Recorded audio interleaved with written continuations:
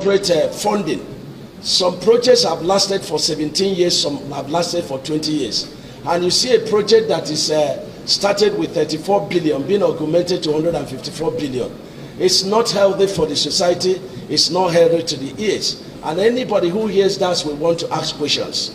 And let me also use the opportunity to appeal on the way of appropriation. If you have a project that is going to cost like 20-30 billion and we appropriate 200 million, we are just dashing money to the contractor.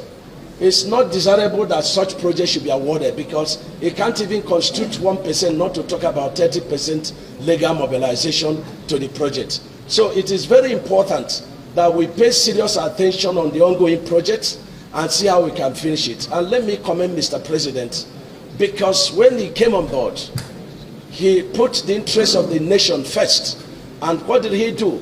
He directed me that all the ongoing projects must be maintained. And let me say that the administration inherited a total of 2,604 projects, totaling 14 billion. And out of this 14 billion, 3-point-something billion, was paid between May and now. And we have some funding due to the tax credit of private sectors, due to the NMPC intervention. And when I resumed, we had a net a deficit of 6 trillion. And some of these ongoing projects are, interwoven with some critical new projects that we want to add. And there's some projects that have been abandoned in the past 20 years. So Mr. President directed that we should bring all of them on board, and that is going to cost, about 11 trillion. So on the whole, to address our road sector for the next 4 years, we'll be needing about 18.6 trillion.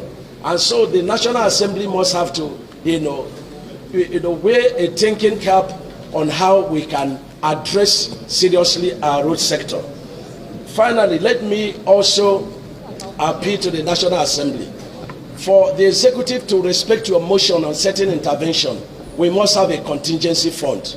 When you ask me to go and intervene in certain roads we have collapsed, and I have to liken the situation in Ministry of Works to that of a man that is on life support. The man has needs immediate attention, or a man that was shot and got to the hospital and you ask him to go and get police report. Where there is an emergency, a road is cut off, movement is stopped, and the people are suffering. It needs emergency. And so we appeal to you to give us contingency fund so that we respect your motions, we respect your directives, so that your motions will be of legal effect, because we have a place we can go and draw money from it. And finally, sir, I was very happy when this Honorable House deliberated on the use of asphalt and concrete. I will use just 1 minute to defend our new policy. We have looked at the method of construction, and I want the House... Can you quickly, because of the... Yeah, just 1 minute. It's very hot and we have so many... Just 1 minute. I would like us to pay more attention on our, project supervision. And in the issue of asphalt and concrete, I want to say something. In asphalt, we have 3 kinds of asphalt pavement. We have the wearing course, we have the binder. Some roads have binders up to 3, like Abuja Kaduna, road. It has binder up to 3 layers. It has macadam. They are all bituminous materials.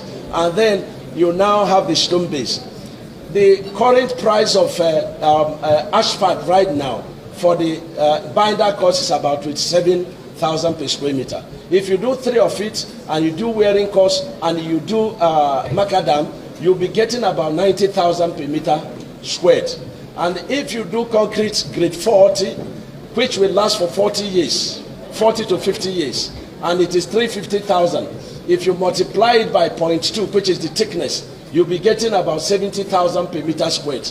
So I want to tell the House that the concrete pavement we are proposing for most of our roads are much cheaper. They are much cheaper by this analysis. They are longer in terms of durability, and the variation on concrete pavement is of arithmetical progression, while the pavement on our asphalt is of geometric progression.